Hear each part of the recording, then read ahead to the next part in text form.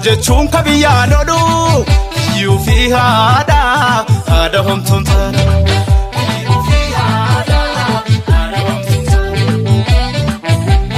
Awwaaressee goni oololu bobbooressee goni oololu okuffisee gombisee galu moota jechuun kabiyyaan odhu kiyyuu fi haadha homtuun taana.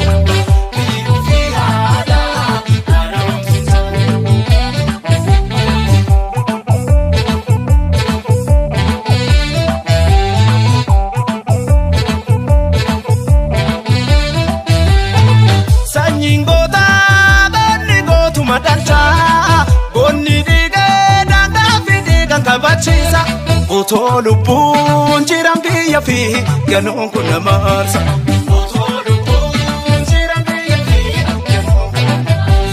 Lammii malee alagaan waa firan ta'uu argite silaa namni biyya fi kan hin milkaa'u dhiiroti malee kanaachi biyya kooti dukkanaa'u.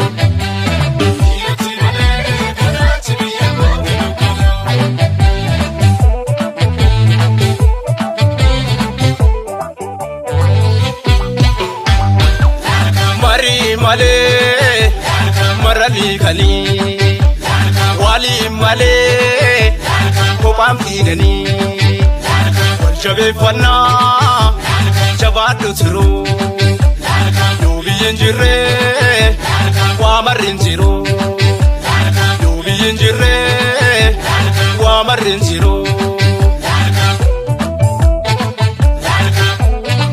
Hara luftuu wajju gamaa gamanaa biyya keenan biyyaan kabajama uta bulaa daangaa biyyaa galata si malaya gooti jakiya.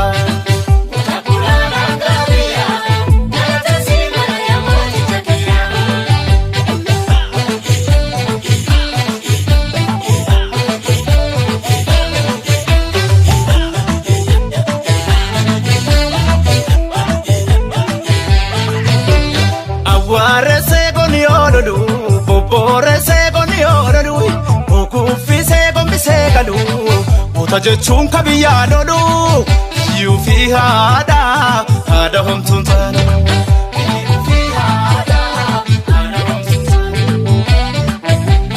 Awwaaressee goni oololu bobbooressee goni oololu okuffisee gombisee galu moota jechuun kabiyyaan odhu kiyyuu fi haadha homtuun taana.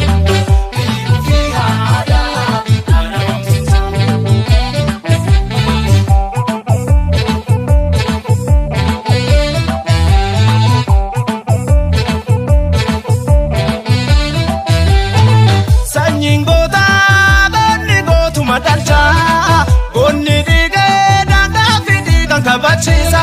Otoo lubbuun jiran biyya fi ganuun kun nama aarsa.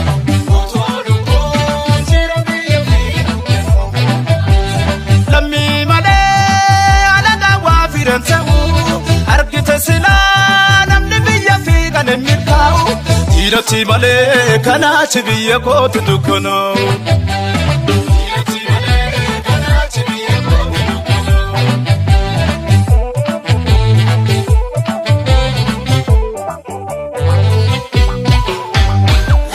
Yoo qotee qotii maali tataraaruun yoo loltee lolii maali makkaraaruun fuula fardaa yaa boora koo milkiin galii yaa goota koo milkiin galii yaa dhiira koo.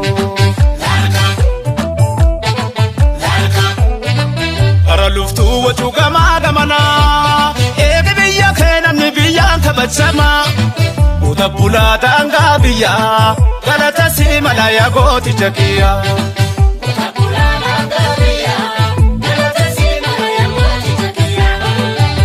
Jabeeffadhu gurmuu kee akka addaan hin faffacaane eegi farrisaa eegi falfaltoon akkasi jechuun baane eegi farrisaa eegi falfaltoon akkasi jechuun baane.